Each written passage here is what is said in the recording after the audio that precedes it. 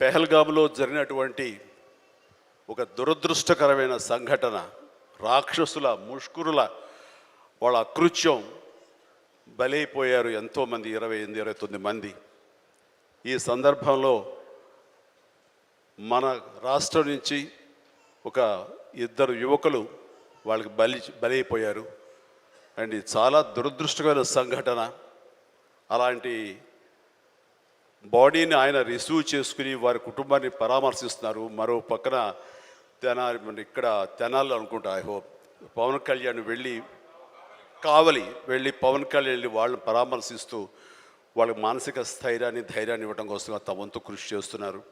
And వీళ్ళు చేసినటువంటి ఈ ప్రయత్నాన్ని మనస్ఫూర్తిగా నేను అభినందిస్తూ, అలాగే ఆ కుటుంబం 50 మందికి, అలాగే ఇతర రాష్ట్రాల్లో ప్రాణాలు అర్పించినటువంటి ప్రతి ఒక్కరికి హృదయపూర్వక నా కండోలెన్సెస్ని, సానుభూతిని తెలియజేస్తూ వాళ్ళ ఆత్మశాంతి చేకూరాలని సభాముఖంగా నేను కోరుకుంటున్నాను. ఇది సందర్భం కాదు తెలియదు, కానీ మనసు కలిచివేస్తుంది. ఇలా మీతో షేర్ చేసుకుంటే కొంచెం ఊరట లభిస్తుందని వారి సమక్షంలో నేను తెలియజేసుకుంటున్నాను.